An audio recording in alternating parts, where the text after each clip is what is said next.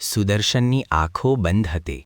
શ્વાસોશ્વાસની ધમની તેમના જીવંતપણાનો ખ્યાલ આપતી હતી અને ઉપસર્ગ ટાણે ખૂબ ધૈર્ય રાખવાના ખમીરને તેમનું લલાટ જણાવતું હતું. અભયાએ સુદર્શનની આંખો ખુલાવવા ખૂબ ખૂબ પ્રયત્ન કર્યા, કેમ કે આંખો ઉઘાડ્યા વિના તેના કટાક્ષો શા કામના? અભયા છેવટે તેના શરીરે બાજી. તેમના શરીરમાં ગરમી ઉત્પન્ન કરવા મથી, પણ બધામાં નિષ્ફળ નીવડી. અભયા થાકી, તેનો ગર્વ ઉતર્યો, સાથે જ હૃદયમાં રોષ પ્રગટ્યો અને ઉપાય શોધી તેણે પોતાના હાથે શરીર વળભ્યું, કપડાં ચૂથી નાખ્યા, મુખ અને સ્તન ઉપર નખના ઘા કર્યા અને બચાવો બચાવોની બૂમો પાડી. પહેરેગીરો દોડી આવ્યા. સુદર્શને મારી લાજ લેવા હુમલો કર્યો છે, તે કહેતા અભયા ધ્રુસકે ધ્રુસકે રોવા માંડી. રાજાએ સુદર્શનને પૂછ્યું કે આનો કાંઈ જવાબ છે. સુદર્શન મૌન રહ્યા. રાજાએ માન્યું કે અનિષિદ્ધ અનુમતમ, જેની પાસે જવાબ ન હોય તે મૂંગા રહ્યા સિવાય શું કરે? તુર્ત આકરી શિક્ષા ફરમાવી. ગધેડા ઉપર સુદર્શનને ફેરવવામાં આવ્યા. સૌ લોકો મુખમાં આંગળી ઘાલી કહેવા લાગ્યા કે સુદર્શન માટે આ સંભવે કેમ? આ વાત મનોરમાને કાને પહોંચી. તેને તેના પતિ ઉપર પૂરો વિશ્વાસ હતો. મારો પતિ કોઈ દિવસ પરદારા સામું પણ ન જુએ, તે કેમ રાણી ઉપર બળાત્કાર કરે? યતો ધર્મસ્તતો જયઃ સૂત્રને અવલંબી તે કાવસગ ધ્યાને રહી અને નિશ્ચય કર્યો કે મારા પતિનું કલંક ન ઉતરે ત્યાં સુધી હું કાવસગ નહીં પારું. સુદર્શનને શૂળીના માંચડે ઊભા કર્યા. સેંકડોને રેંસી જેના હાથ અને કાળજુ નિર્દય બન્યા છે તે જલ્લાદોના જેતાં જ શૂળી તૂટી અને ક્ષણમાં સિંહાસન થયું. આકાશમાંથી શાસનદેવીએ અવાજ કર્યા, સુદર્શન અખંડ નિર્મલ છે, અભયા કુલટા છે અને શૂળીનું સિંહાસન સુદર્શનના બ્રહ્મનો પ્રભાવ છે. રાજા દોડી આવ્યા. શૂળીનું સ્થાન ધર્મસ્થાન સમૂહ લાગણી પ્રધાન બન્યું. રાજા પોતાના ઉતાવળા પગલાંથી અને રાણીની કુટિલતાથી શર્મિંદો પડ્યો.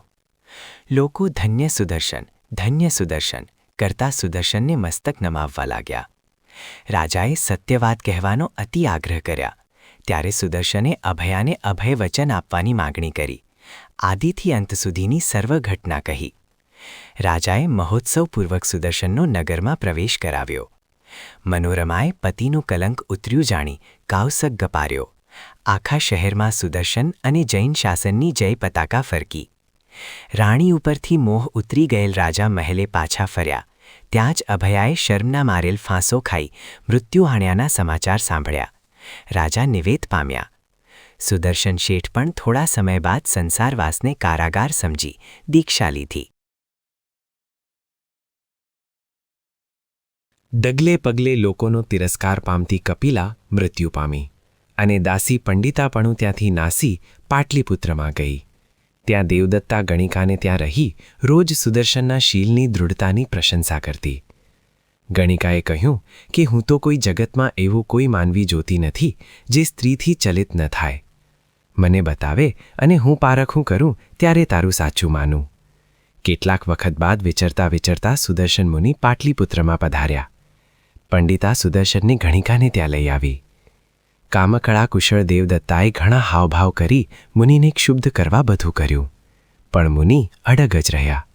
દેવદત્તા હારી મુનિને પગે લાગી અને અપરાધની ક્ષમા માગી. તેણે મુનિને વિદાય કર્યા. પાટલીપુત્રની બહાર મુનિ કાવસગ્ય ધ્યાને ઊભા છે. ધ્યાનમાં નિશ્ચળ છે. ત્યાં તો મરીને વ્યંતરી થયેલ અભયા પ્રગટ થઈ. તેને મુનિને જોતા દ્વેષ ઉપજ્યો. તેણે ઘોર ઉપસર્ગ કર્યા, પણ મુનિ ધ્યાનમાં અડગ જ રહ્યા. વ્યંતરી હારી અને છેવટે કેવડી બનેલ મુનિએ દેશના આપી.